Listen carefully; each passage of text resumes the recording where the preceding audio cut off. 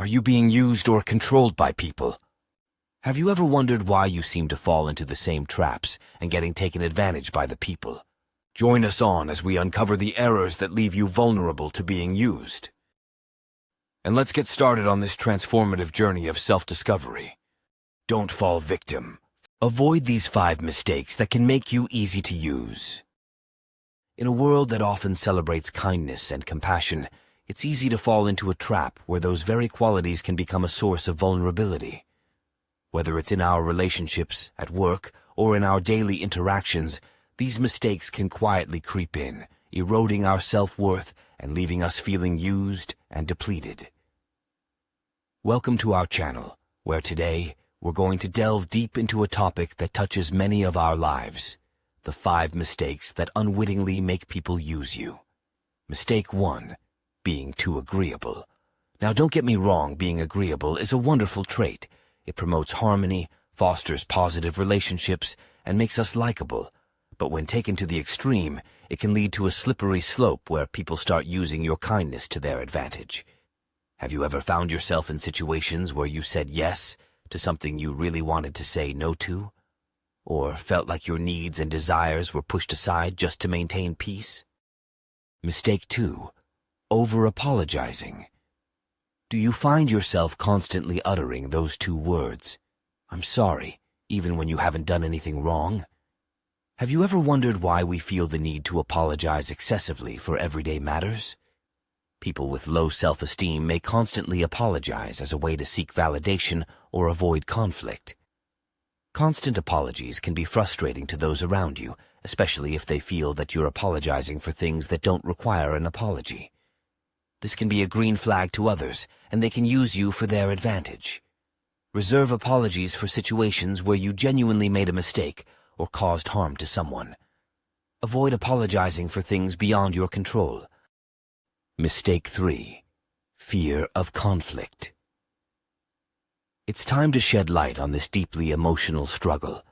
When we fear conflict, we often suppress our needs, our emotions, and even our authentic selves. Fear of conflict, often referred to as conflict avoidance or aversion, is a psychological and emotional response in which individuals actively seek to avoid or minimize confrontations, disagreements, or arguments with others. This fear can have both positive and negative aspects, depending on how it is managed and expressed. 1.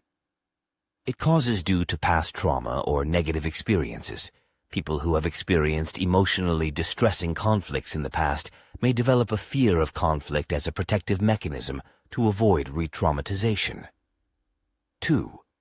Individuals with low self-esteem may avoid conflict to prevent feelings of inadequacy or rejection that can arise during disagreements. Managing fear of conflict by self-awareness. Recognize that fear of conflict is a natural response, but it can be managed. Reflect on the reasons behind your avoidance of conflict. Learning to express yourself calmly and assertively can help reduce fear of conflict. Mistake 4. Seeking approval from others. Picture this: a man desperately seeking approval from a woman who, no matter what he does, seems uninterested and disengaged. He goes above and beyond, hoping that his efforts will win her approval. We've all seen or experienced something similar, right? The need for validation and approval can sometimes lead us to invest our precious time and energy into people who don't appreciate us or reciprocate our efforts. Work on improving self-esteem and self-acceptance. Understand that self-worth should come from within, rather than relying solely on external validation. Mistake 5. Don't be afraid to say no. Don't be afraid to say no is an important piece of advice that encourages individuals to assertively decline requests, invitations, or commitments when they are not comfortable or willing to comply. Many people struggle with saying no because they fear disappointing others, creating conflict, or being perceived as uncooperative.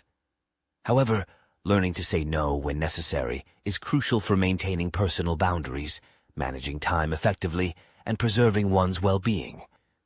How often have you found yourself saying yes when you really wanted to say no?